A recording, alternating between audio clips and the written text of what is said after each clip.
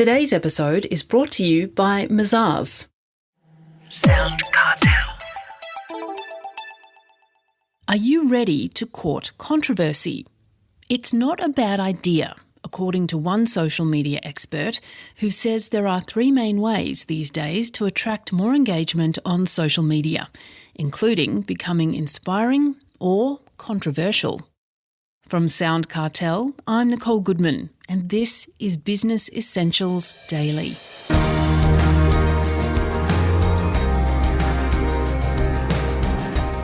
George Hauer is the growth director of social media agency Attention Experts. He says that because social media platforms have changed so drastically over recent years, businesses need to work on how to engage their audience and become content providers. George Hauer starts by sharing his three social media secrets with Jeff Waters. The three are inspiration or controversy, 2 is relevance, and 3 is value. So that's the three things that create engagement on social media today. All right. Well, please do expand on the inspiration and controversy. Yeah. So inspiration and controversy are essentially the same thing, except they're opposite sides of the coin. So controversy is negative, non-mainstream content. Inspiration is positive, non-mainstream content. So how they're similar is that they actually create engagement through getting people's interest and attention. Through controversy, for example, where something that may not be expected to happen, that's probably a negative impact on someone, is talked about. A lot of politicians use that to their benefit on social media. There was one in the US a couple of years ago that was quite adamant on using that quite a bit, and it was quite engaging for him, and it worked. Yes. And then there's positive non-mainstream content, which is inspirational. So if you're a business and you're using environmental practices that might not be mainstream and they're your point of difference, then that's something you can talk about. Or if you have an inspiring story in your business or customer journey, that's something that you could talk about. So a lot of people in business usually use a story that brings them to having that business in the first place that's inspirational or unique. Does controversial really work for small business or businesses? Well, I always advise small businesses to steer clear of controversy. However, larger companies tend to go down the route of controversy at times. You've seen businesses such as Dove soap, so Unilever, and some other brands around that whole area using it around, women's health, women's rights. I've seen Gillette also talk about taking a position on the men and their sort of consideration for their bodies as well. So some things that could be considered controversial and political in some cases. So if it involves politics or religion or something like that, it tends to, rub people up sometimes the wrong way or positively. And obviously they've made a calculated guess on it and it can often pull off for them. But sometimes it doesn't. I think with Gillette and their campaign, which was not long ago, a couple of years ago, it did pull off not so great for them, and it was controversial in the fact they ended up in the papers. But any PR is good PR, right? So sometimes that is a goal of theirs. So are you talking about companies getting behind causes? Yes. And then talking about those causes in their social media? Yeah, social media and their overall marketing strategy. It's like a position that they want to take, and they make it clear that this is the position they have. So could an example be for a small business in a suburban area that has a polluted creek in it, that perhaps that business could start talking about the polluted creek and the need to clean it up? Is that an example? Yeah, it would be, especially if it's in conflict with what the local council or local authorities is feeling about the subject. That would be considered controversial because it has resistance. Now, you've been using a term that I really need you to define for me, and that is non-mainstream content. What do you mean by that? Well, it's not something you would hear about every day, so it is not regular to talk about it. So mainstream content would be something like, climate change is quite controversial, but it is mainstream. It is now considered mainstream. But someone taking a position on climate change that is a little bit outside of what's been talked about could be seen as controversial. So moving on to the second way, and you use the term relevance. What do you mean by that? Yes, so what's really important today is how relevant your content is in terms of time. The news cycle today, on average, changes every 2 weeks. And your social media really needs to be in tune with that news cycle as well in terms of how often people are sort of getting told new things. And that's sort of getting quicker as time goes on. So let's say you're a mortgage broker. You're not talking about the RBA announcement 2 or 3 weeks later. You should be doing it on the day. And you should be the person that is giving that information as it's coming out. So whatever you're putting up on social media, you need to make sure it's current and it's relevant. I hear a lot of businesses, what they are often doing wrong is they're planning their content calendars out a month or a quarter in advance, or I've heard up to 6 months or a year in advance. That content is going to become irrelevant eventually, and you're going to have to change it out. So you really want to make sure that your content is not planned for more than 2 weeks in advance, because that way you can make sure your content is always relevant. Some people might feel a bit perturbed or a bit reluctant, I suppose, to enter these controversial and up-to-date political comments, you know. It sounds like you want, or you're suggesting for small business to be more reactive to the news. What would you say to somebody who was cautious about this sort of approach? Yeah, I understand. Look, the viewpoint you've got to take with social media, especially how it's being used today as not a novelty tool anymore, but a content consumption tool, is on social media, you are a media organisation first.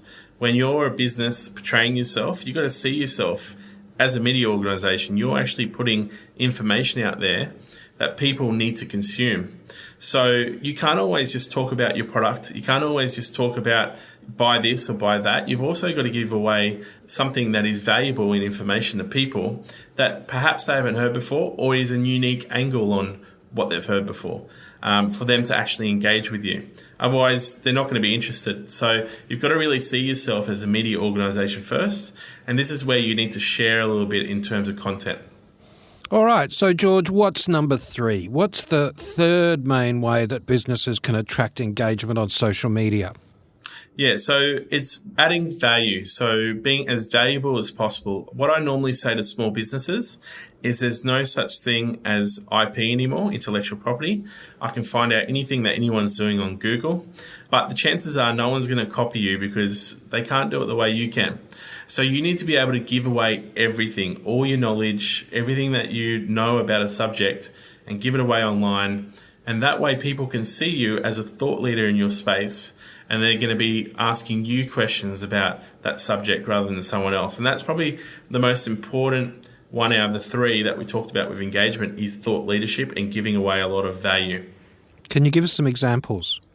Yeah, so let's say you're a baker, you own a bakery in Melbourne, and you've been doing the trade now for 15 years. You're not going to just be promoting your latest specials and, come down to the bakery and buy a custard tart or whatever. You're going to be talking to people about the recipes, what goes into it, how is it done, the processes, the hours that you're doing in terms of your role, and what makes your product special or different to anyone else. Another example is, ourselves, attention experts. We give away everything. Like, anyone can ask me any question about social media and I will answer it. I don't have a problem giving away anything that I know about.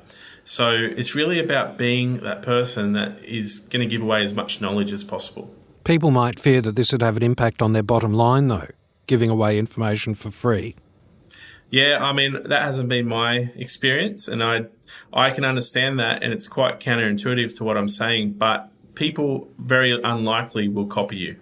If anyone wants to go and start their own social media agency, good luck to them. It's very hard to do. No one has the genuine spirit of yourself when you're giving away this information, so don't be reluctant to do it. No one's going to copy you. It's very unlikely that's going to happen. So if I followed your advice on all of this as a small business, what would be the results? What's the objective here? The objective is to get to a return on investment. Everything needs to deliver a return. So you're really looking for acquisition of a lead or a sale or inquiry. But with engagement, now that we're talking about engagement, what you're trying to acquire at engagement stage is databases. Databases is the asset of social media. When I talk about databases, every user on social media has an 11-digit ID number that's unique to them. I'm not known as George, you're not known as Jeff. We're known as 11-digit ID numbers to Facebook, Instagram, or LinkedIn. You can actually collect these ID numbers like you can collect email addresses. And then we can show your product again to them in future over and over and over again, so we can create more touch points with that user. And what we know is it takes about 20 to 25 touch points with someone before they actually think about doing something valuable with your brand. So you need to consider that no one's going to drop everything they're doing once they see you once and go and buy or do whatever you want them to do. It takes quite a while. It takes, first 10 touch points, they don't even remember your brand. Up to 15, they're now deciding if they're going to be with you or not, or they're going to continue following you. And up to 25, they're deciding if they're going to do something valuable with you. So you've got to consider that there is a bit of a journey you've got to go on with these audiences, and it can take up to 6 to 9 months to actually convert someone on average from the moment they discover you to the time of value exchange. So the result you're trying to go for is really these databases of users that you can cultivate so that you get them warm enough that they actually end up reaching out to you, or they end up buying that product or coming into your store. Now, George, you did say that you would give away information for free. So I'm going to have to ask you at this point, how do I collect these 11-digit numbers, and then how do I make my product sit in front of these people? There's something in Facebook called custom audiences. You can go to YouTube and find tutorials on this. And in LinkedIn, it's called matched audiences. And essentially, you set these up, very easy to do in the back end of Ads Manager in Facebook or Campaign Manager in LinkedIn. And then once they're set up, you can actually start collecting audiences. So every time someone watches a video for more than 3 seconds on Facebook or Instagram, these people go straight into your database. If they click on a post, they go into your database. If they visit your profile, they don't have to like or follow you. They just have to visit the profile or do anything else that I just mentioned. They go into your database. If they visit your website and you've got the Facebook pixel on there or the LinkedIn Insights tag, they go into your database. So custom audiences is what you need to set up on Facebook or Instagram, and matched audiences is what you set up on LinkedIn. And when you set up your ads, your advertising, you then select these audiences that you've set up as who you're going to target in the targeting. And that's how you do it. That was George Hauer, Growth Director at Attention Experts.